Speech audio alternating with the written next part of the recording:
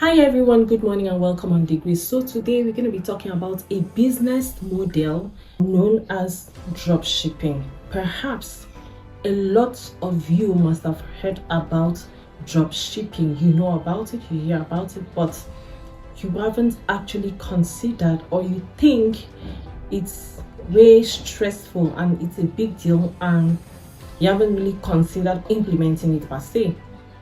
That is why I'm going to use this platform to educate you on it and make you see the need to put this business model into consideration and implement it as well. Our case study is going to be local dropshipping, because right now, if you want to say you want to focus on all these international websites like the eBay, the Walmart, the Amazon and the rest of them, Amazon is even fair. You know, if you want to look at eBay and the rest, you will want to go as far as penetrating into that market. Most times you might need a VPN, to work with, an international number to work with, to make it flexible so you can make money, and sometimes even have to market on that platform, paid marketing, so that you can make money. Because even Amazon right now, you need to still market, sponsor most of your work for you to even make sales, because the market is saturated, and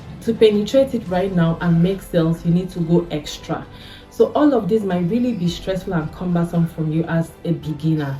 That is why we want to use local dropshipping as our case study and focus on that, so that you're not overwhelmed at the end of the day. Because the essence is to ensure that you can start something with zero capital, just with your phone and data, all right, and then still make money from it at the end of the day. And I would like to chip in as much as this is a business model that you can start with zero capital. All right, I would like you to have goals, put goal setting into consideration. Why am I saying this? Like right now, I woke up one morning and I had a burning desire in me to come up here, create a channel where I just talk about how I can teach people one or two things that if they actually implement it, they will make something out of it and they will survive.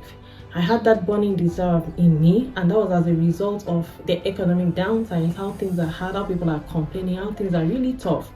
And then I have a goal. My goal is whoever comes to my platform and get an information from my platform and implement it, or whichever opportunity I give out to people from my platform, I am not just expecting you to get scholarship and go to school or get a business set up for you and you're just selling. I'm expecting you at the end of the day, as you are growing, you can also stand out to help somebody else grow. That is the goal: survival, enhancing an absolute society. So if you are taking dropshipping because it's a zero capital business model, just like any type of it, you are not going to grow at it. But when you go about setting goals, as regarding this business model, that is the only time you can actually succeed at it. You have to make goals, define ways, create ways at which you want to succeed at this, because you're not just going to keep dropshipping forever. You would want to have your own thing running for you. And if you must be able to track your progress in this model, you need to have a goal. So before you start, celebrating that this is a business model with zero capital, you need to put your goal setting on check. Like, what am I actually out here to achieve? How long do I intend to do this? How am I planning to go about this? And the rest of the thing. Dropshipping, is a business model where you, as a drop shipper, you sell online without having to manage inventory, and supplying. All right, you act as an intermediary between the customer and the supplier. So it is that simple. That is just what you do. You're in the middle. It is not your product, it is not your money. You're just an intermediary between the customer and the supplier. This time around, our focus is on local dropshipping. You don't need to stress yourself trying to sell on eBay, trying to sell on Amazon, which it takes time. Most times to even get buyers is a lot. to even penetrate into that market is a lot. Setting goals for yourself as regarding this business model isn't you putting pressure on yourself. No, you're not trying to give yourself deadline. You're not trying to put pressure on yourself. You're just trying to be more focused, be more realistic. You have an aim. You're trying to achieve something. So you're just trying to have a proper definition of how to go about this thing you want to achieve. So if you actually have an aim and say, okay, I want to buy a particular type of car, and this is what I have in my car, and this is the kind of business I do, you will have goals on how to plan your business model, on how to go about it, so that you can be able to raise something. So it's not you putting pressure on yourself, it's not you giving yourself deadline, it's just you having a defined means on how to track your progress. Yeah, that is what this is about. And then do not forget, there is always a difference between being a personal shopper and being a drop shipper. When you think of being a personal shopper, it takes a lot of convincing to do, because of trust issues. Of course, when it comes to being a personal shopper, do not forget, most times you always need your customers to pay you money in advance for you to be able to buy for them, because the difference between these two is that a personal shopper, you shop on behalf of people and you send those goods or items to them. But a drop shipper, you are just there like an intermediary, doing your thing online, right, while the supplier just takes care of the inventory and the shipping, which makes it very easy for you to focus on your marketing, and the rest of the thing.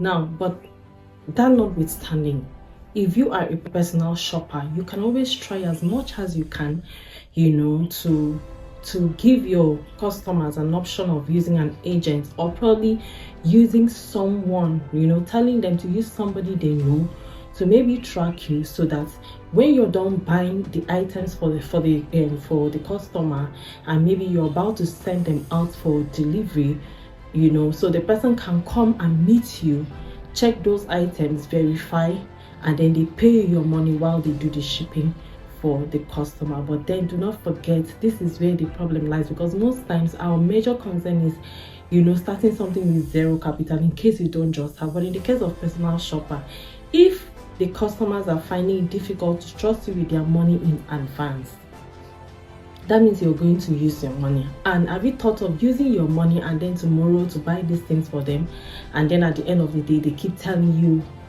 stories, having excuses, and they maybe don't even want this item anymore, and you run at a loss.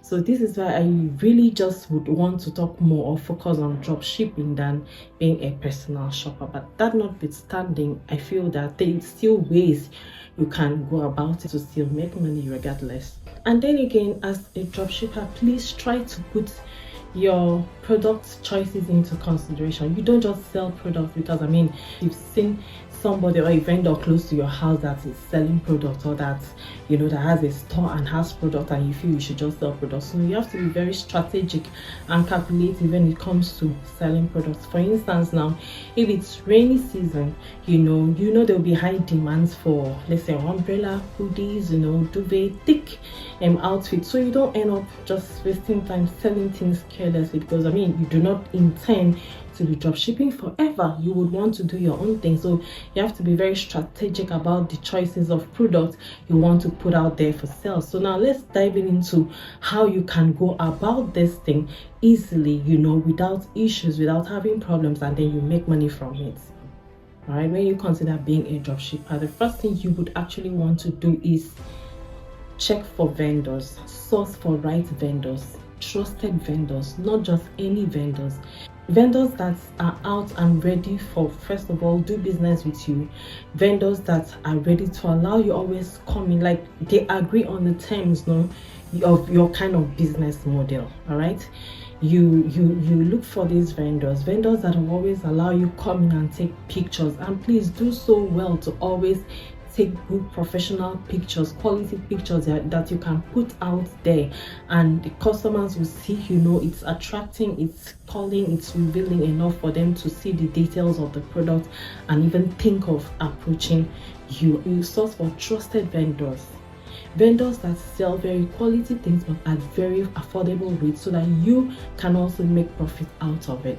So when you're done sourcing for these vendors, what you're going to do, you will discuss these business models with them. You make them understand you're a dropshipper and what it entails and what you require from them, and what from time to time what you will always come into the shop to do. And be very careful how you go about this, because you know, of course, it's really not easy for people to trust people these days, you get. So you have to make it look professional, sound professional as possible, so that these vendors will know you're not coming to cause troubles for them in their business, but you actually mean business, or you actually mean doing business with them. The way you actually present yourself to people in things like this really matters a lot.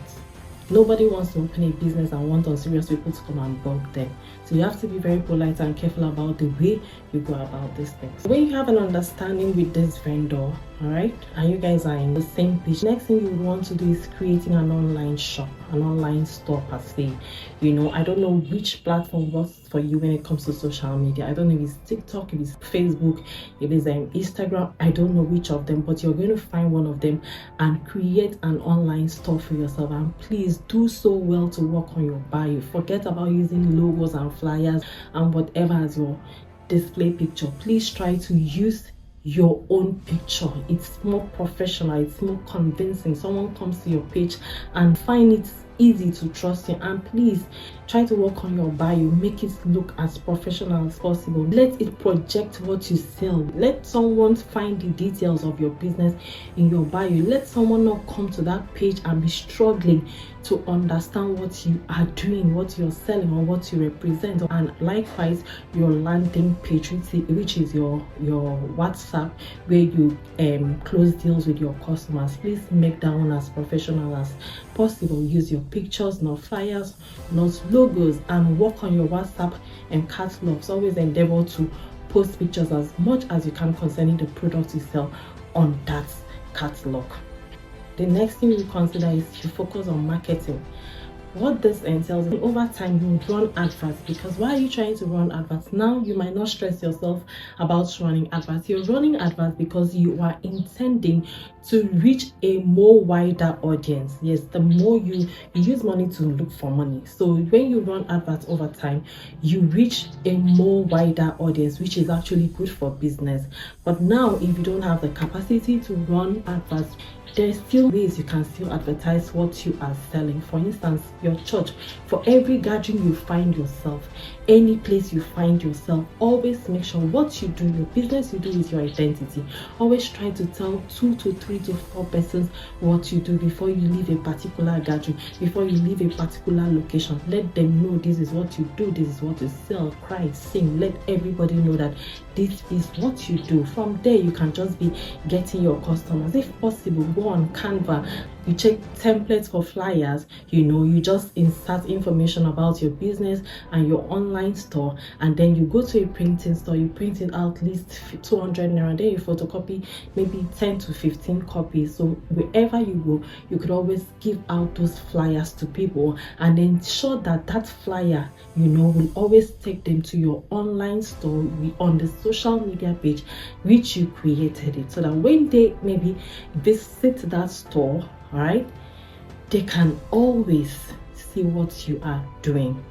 And then if possible, you can always politely ask for their contact. You know, you exchange contacts so that they can see what you are posting or what's on your catalog and the rest of it. So you go about to focus on your marketing gradually as much as possible. And then when you start marketing, of course, you notice customers start, you know, coming in. And of course, they start placing orders. That is a very good move, and we are happy.